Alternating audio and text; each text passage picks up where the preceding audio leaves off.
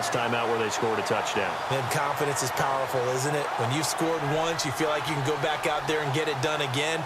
Doesn't matter what the defense throws at them. They feel like they're in a groove right now, and they want to get out there and show it. Yeah, hoping to stay in that groove here this go-around. A first down carry for Henry. And he'll lose yard. And now the Texans are going to stop it as they signal for a timeout. It's just their first. They'll be down to 2 remaining as we step aside here in the fourth quarter. Henry, the lone man in the backfield. Now it's a bootleg with Rivers. And look at this. They get the turnover they needed. It's intercepted. A great read, and it's picked off. And they have the football and will take over at the 24-yard line. Heading out is the Texans offense as they get set to take over here. And last time, 1-play interception. So this offense, they should be fresh. That's a good way of putting it. And I can't wait to see what they decide to do with play calling. Because a 1-play drive where you throw an interception, a lot of people think the very next time out, run the football, don't give them a chance. Maybe play action? I think maybe you go play action, show your quarterback, get a little confidence in him, and let him fling another one. And he'll be brought down just shy of the 45. Give him 10 yards on the pickup, and that'll make it second and a foot or so. Really tough drive, but that run helped salvage something there because now there's something positive that came out of it. They got to see good blocking, good push by the offensive line, wide receivers trying to get involved, a good run by the back, and now maybe it'll be a catalyst for them to look at going forward, watching it on tape. Maybe they can keep incorporating that type of a run into their offense. And, of course, the quarterback in this situation, he's realizing time is becoming a factor. Let's see if they can get some points on the board here late. Now this time Rodgers will throw. He couldn't quite hold it. Got hit. Ball pops out. Incomplete. Looked like they had an opportunity for a big play across the middle, but he didn't have the concentration or the focus necessary and dropped it before he could haul it in. They'll give it to him right up the gut. Cuts it out here, left sideline. A big-time play there for the Texans. 41 yards on the ground. And now a first down following that long gain. They'll give it to him right up the gut. And this play goes nowhere. Losing yardage back to the 15. A loss of a full 3 yards, and now it's second down. And this will probably be the last play they can squeeze in here before the 2-minute warning. Defense always has to be careful in this situation. A lot of teams like to take a shot. Time for a break. We'll come back, see what transpires after this. Now Rodgers throwing on second down. That's going to be caught at the 10-yard line. Give him 7 on the play, and that'll lead here to a third down. Obviously, this has not been a banner game throwing the football. So what you got to do, you got to kind of down focus, don't you think? Find the tight end, take some easier completions. The interception last drive. There he hits the reliable target. Escaping the... And he's in. It's a Houston Texans touchdown. Love the excitement we've got going here. They just scored the touchdown. They're down by 1. How much fun is it now to figure out the possibilities? Kick the extra point and tie it. Go for 2 if they're really feeling in a gambling mood. What do you do in this situation? I think you kick the PAT. Yeah, I do too. Kick it, get my defense ready, and try and stop them one more time. So here comes the kickoff now, all even here in this fourth quarter. That's fielded in the end zone. And no run back here. This will be a touchback, and it comes out to the 25-yard line. And now Cleveland geared up to take the field.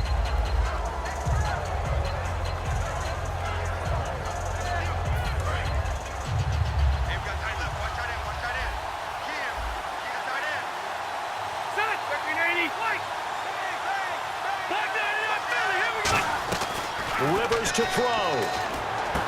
Got a man, and he hits him in stride. And he's brought down, getting this one up to about the 35. That was a nice completion on an out route, and those types of plays are the result of arm strength by the quarterback and timing by the receiver. And the offense lining up 1st and 10. They'll come up now in the Wildcat package. Come on, let's go! Now a play fake here on first down. And he went nowhere. Well, he went backwards, back to the 33. That's going to go as a loss of 2, and it'll be second down. So the sack on first down there by the defense, and now it's second down. Again, we'll see the pistol here. Now Rivers. And incomplete there. A nice hit. Jars the ball free and brings up third down. Everything about that play tells you about today's NFL offenses and what they're asking out of running backs. You can't just be a guy who can run the football. You have to be able to catch it as well, and he didn't get that done on that play. Here's Rivers. And he dropped it.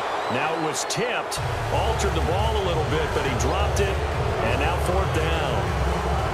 Anytime a ball's thrown in the middle of the field that's popped up in the air, I expect someone to catch. It doesn't matter whether it's offense or defense because there's usually a great amount of bodies in that part of the field. In this case, no one came up with it.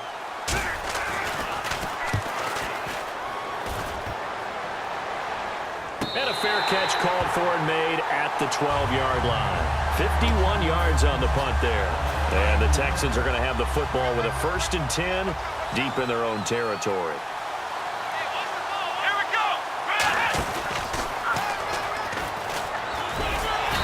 Finds enough of an opening to get this one back up to his 20. Just what you want on a first down run. Call it 8 yards, and it's 2nd and 2. See if they stay on the ground for second down.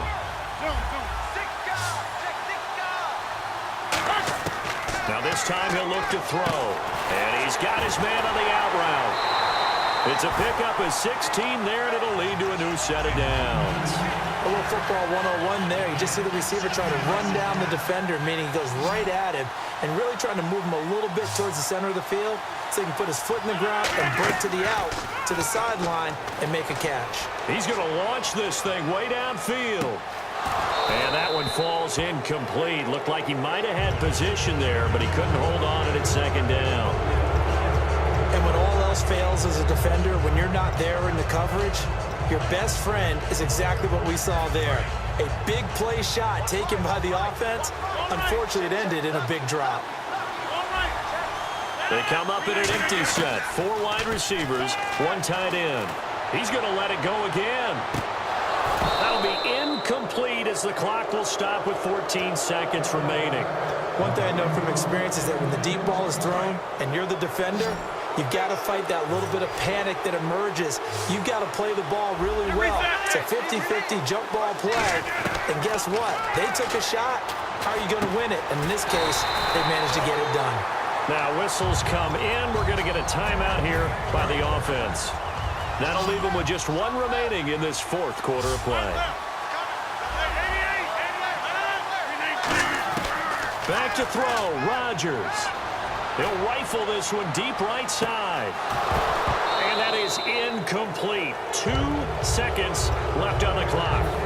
On every offensive coordinator, every play caller sheet, they have about 5 or 6 plays per game that they call shot plays or big plays, and you don't get many opportunities to dial them up. And Rodgers is going to go down. He's sacked. And here in overtime, if the team that receives the ball scores a touchdown, it's over. If they don't, we can still have some more football. That's exactly right. If they go down and kick a field goal, the other team gets a possession to either match it or score a touchdown to win the ball game. If both teams kick field goals, the next team to score wins. But if the receiving team throws a pick six or fumbles the ball and it gets picked up by the defense and they score, the game is over at that point. And now Cleveland geared up to take the field. They're set for their first drive here in overtime, and this is where the crowd can really become a factor. They've had to battle it all day, but I know what you're saying. In overtime, that gets doubled, doesn't it? At least, because now the crowd really wants to be involved and help their team, and that first drive can dictate the whole thing because they know if this team takes it downfield and scores a touchdown, it's game over. And it's been loud in here so far.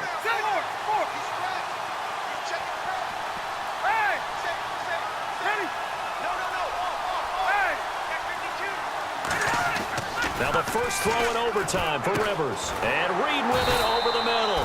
And he's brought down. A solid gain of 15 yards, and the sticks move.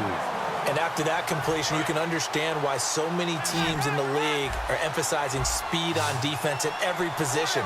The tight ends have created so many tough matchups now. If you can't run with a tight end as a linebacker, this is going to be the result every time. 2 yards on the pickup there. It'll be 2nd and 8. Tough day, tough sledding right there, and it's been that way the entire game. Not a whole lot of room to ramble for him. Yeah, you're right. It's been that way all afternoon. Didn't get a whole lot better there. 2nd down, Rivers. Over the middle, and it's caught. Brandon Marshall. And he'll be brought down right at the 45-yard line. Call it a gain of 3. And all of a sudden here, it's 3rd down. So here we go, a 3rd down after the 2nd down pass completion.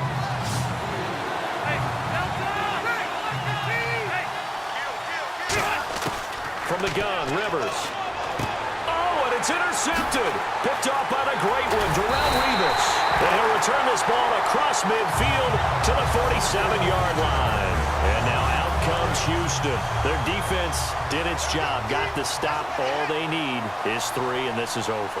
Couldn't have done much else other than score themselves and end it. But they turned it back over to them, and now all they need is a field goal to win the game. An excellent job by the defense. Can the offense finish things off? And part 1 is done, now part 2. Whenever we meet with coaches and they always talk about wanting to establish running the football, it's oftentimes with a good tight end who can control the line of scrimmage and the point of attack, and they're becoming harder to find because the colleges are giving us a whole lot of receiving tight ends, former wide receivers who can run, not necessarily block very well. In this case, though, we saw 2 tight ends on the field, both of them with the ability to block, and he ran the ball successfully behind that power set. Now a handoff here to his running back. And able to push his way forward here for a good little gain. It's a 4-yard pickup there, and it leaves him with 3rd and 5. On any running play that's called, they're always hoping that it's going to break big and go the distance. But when you get a nice game like that, you're able to do so many things anyway. You can come back and run essentially the same play again, continue to move the ball on the ground, or you can decide to throw the ball now because usually you have the defense back on its heels. And now inside the red zone, the offense will operate. I thought guys that were over 30 weren't supposed to run the football this well in the match.